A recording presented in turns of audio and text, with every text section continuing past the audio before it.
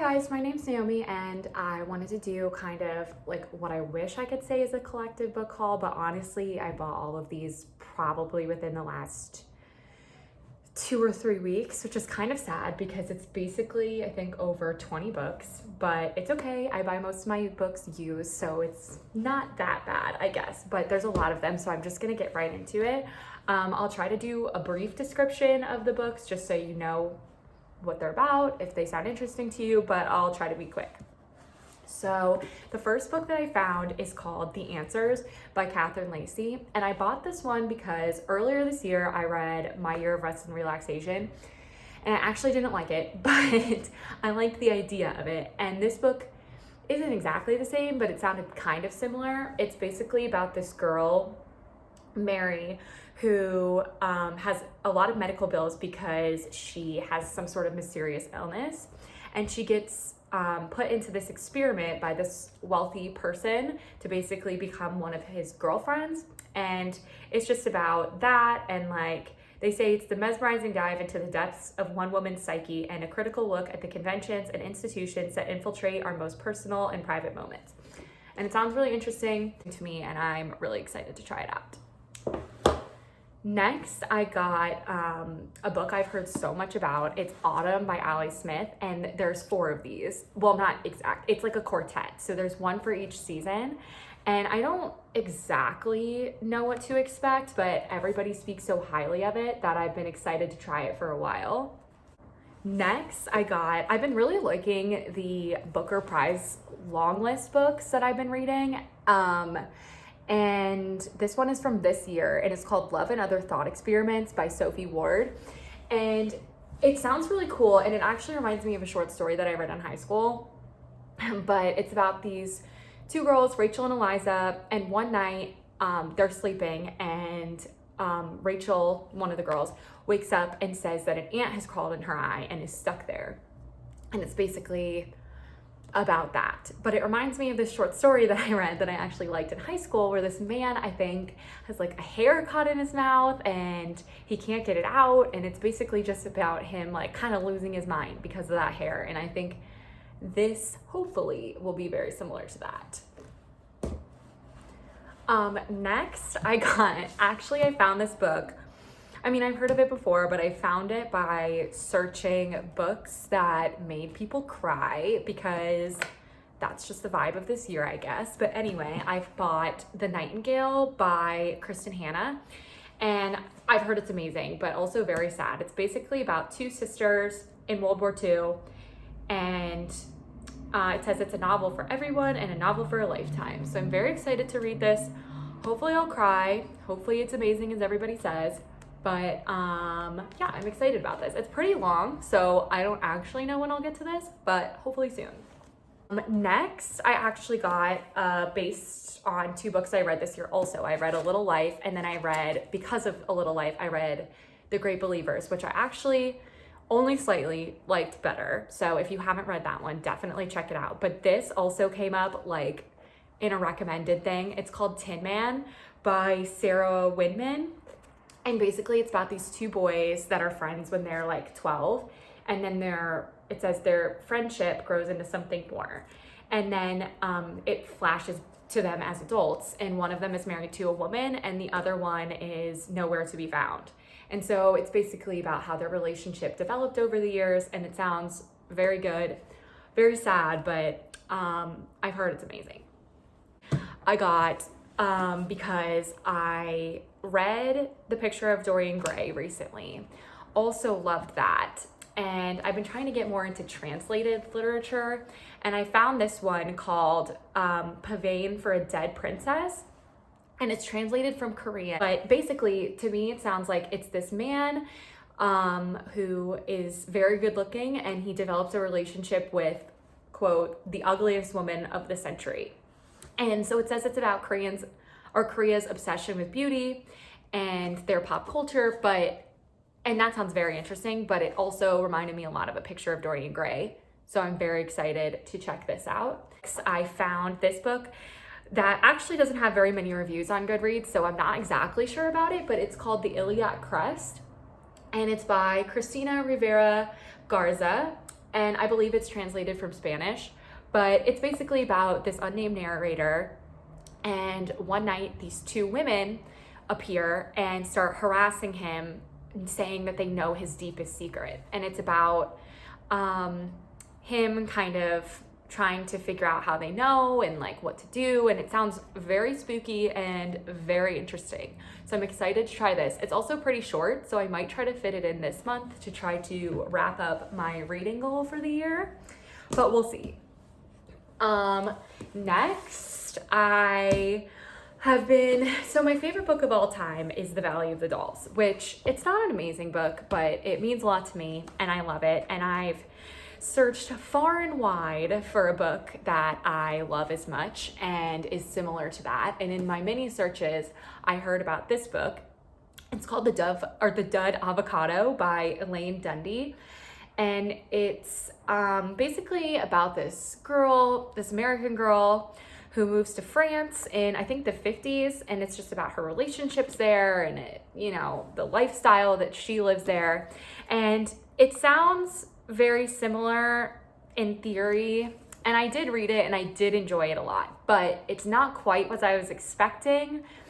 And I just feel like this book didn't last as well, if you know what I mean, for like, not an old book, but a few decades old. I don't know, I couldn't relate to it, and it was a good try, but not my favorite. This one I've actually already read too, but I only got it a couple weeks ago. So I finally read 100 Years of Solitude by Gabriel Garcia Marquez. And I did love this. It's a classic. Everybody says how amazing it is. My only problem with it is that I don't particularly like stories about war or things like that. And a big part of this book kind of goes into that type of topic. And overall, it was amazing, but that part was kind of hard for me to get through. But I'm happy that I have this, and I have this really cool edition that I've never seen before. I think it's a Harper Perennial, but very cool. Next I bought, because Never Let Me Go is my favorite book, favorite movie, all of it. It's beautiful and sad. And, of course, everybody who knows that book and this author knows The Remains of the Day. And I've actually never read it, but I was at a used bookstore near my house and I saw this, so I knew I had to get it. But it's basically about this English butler and he's on this trip and he's looking back on his 3 decades of service in this English manor. And I've heard it's beautiful, so I'm very excited to read this. Next I've got The Little Friend by Donna Tart, and actually super exciting. This is, not that I usually look for these things, but I found this at Goodwill. It's actually a first edition of this book, and not that that is like particularly rare, but cool. But earlier this year, I actually read The Secret History. And to be honest, I didn't like it. I didn't like any of the characters. I didn't like the plot particularly, but I did love the writing. And Donna Tart has, The Goldfinch and this and so many books that people love. So I thought I would give it one more chance, one of her books, see if I like this better. So I'm really excited to try this, and I'm hoping that I like it more. Next I got Passing by Nella Larsen. And I got this because The Vanishing Half came out this year, obviously, and everybody loved it. I did as well. And I really liked the idea of that story, and I had read that, I don't know if it was based on or just similar to this plot of this book.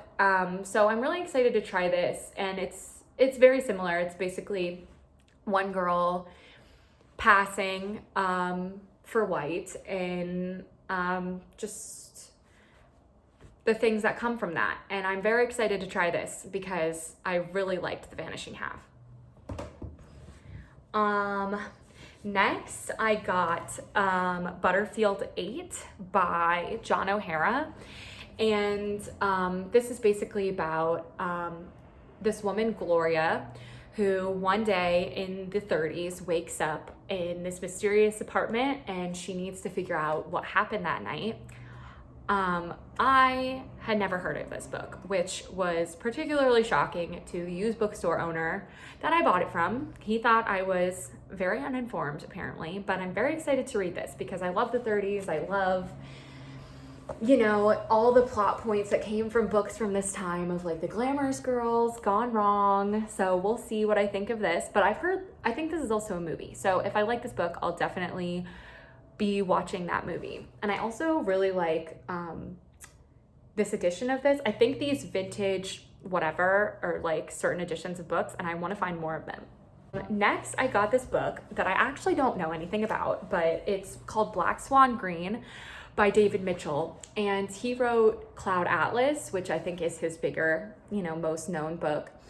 But I saw this at the used bookstore, and it looked really interesting. You know, I kind of just liked the cover, but it sounds very good, actually. It's about a single year for this 13-year-old boy in the sleepiest village in Cold War England in 1982.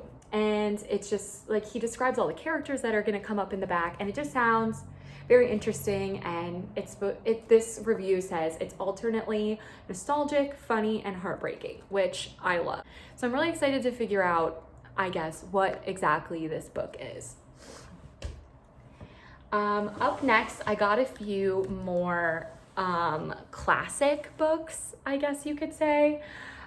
These sounded really interesting to me. It's this, I wouldn't call it a series, but like a duo, I guess.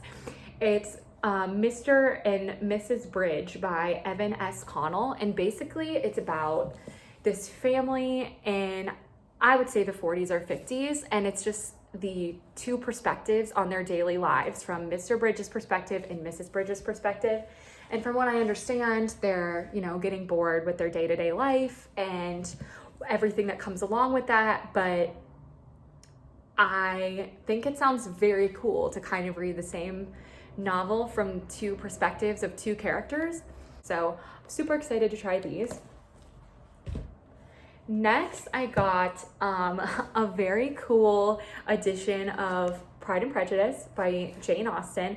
Unfortunately, I've never read this book, but I got this one, and I think it says it's a pocket library from 1957, and it's very cool, but I'm a little crazy, and because this is so old, I don't want to destroy it, so I actually bought another copy of this that's not as cool looking as my reading copy, and this is my display copy, but this was like 50 cents, so I was super excited to find this. And hopefully I will be reading it this year. Next, I got a very cool edition of Rebecca. It's very old, very, you know, a little bit beaten up, but that's okay. It's still beautiful, but it's from 1938, and I'm super excited to have this because I love the look of old books, and I love to display them on my shelves, even if I'm too neurotic to actually read from them because they're so old. Okay, next I got this book. It's called The Title Zone by Sarah Moss, and I have a friend who said this is one of her favorite books of all time. So, you know, glowing reviews. And basically the description's really short, so I'll just read it. But it says, on a day like any other, Adam receives a call from his daughter's school. Miriam, his brilliant 15-year-old, has collapsed and ceased breathing.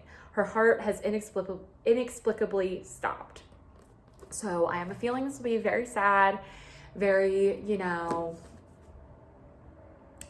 reflective possibly, but I'm very excited to try this out, and I think I got this for like $1, so we'll see.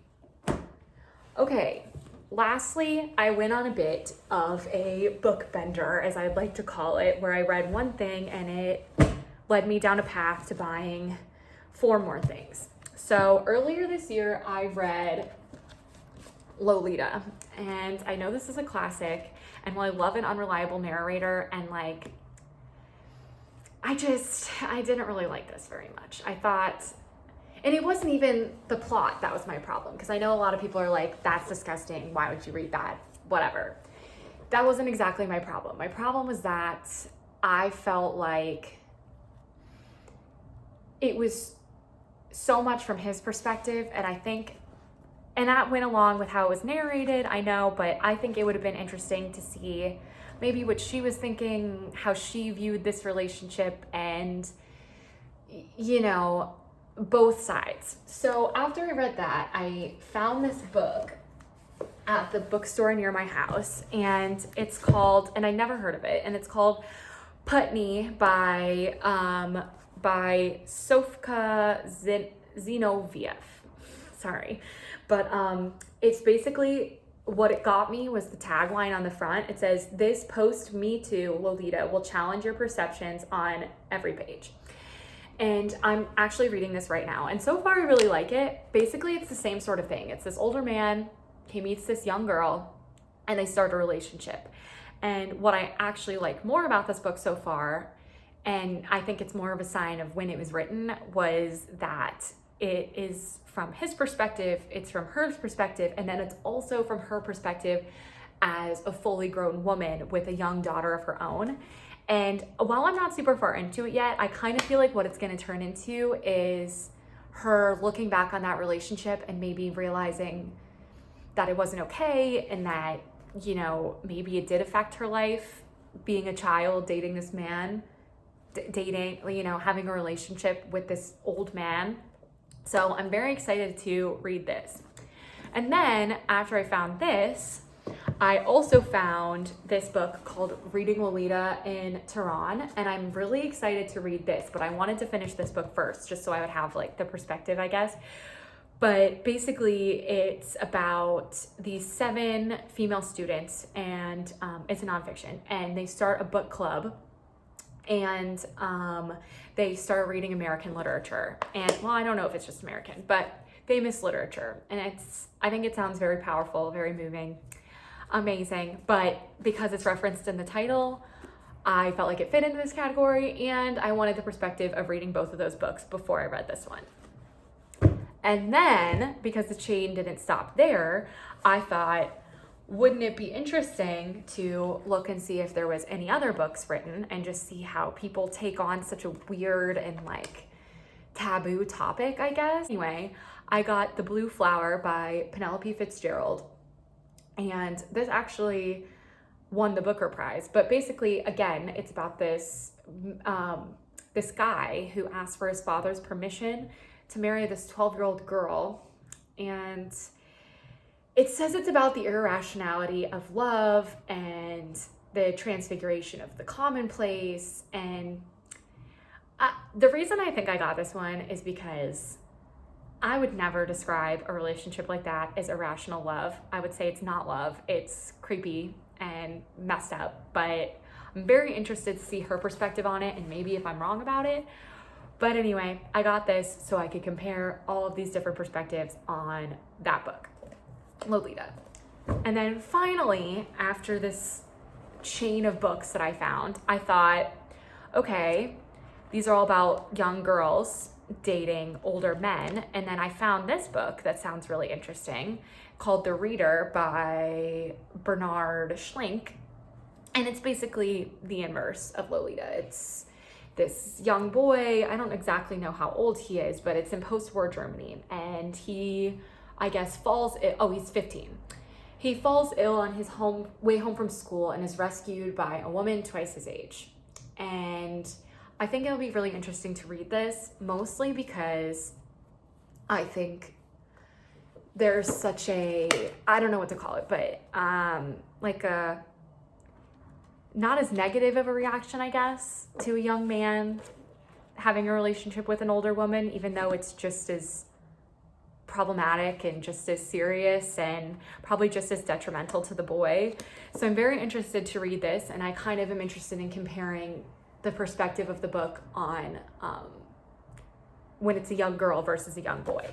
So I got this, very excited. I don't know when I'll get to all of these, but hopefully soon, and hopefully I will stop buying books because I have way too many that I haven't read yet, but I'm very excited to try all of these. Let me know if you guys have read any of them, or if based on these you have any other suggestions, and I look forward to talking to you in my next video. Okay, thanks, bye.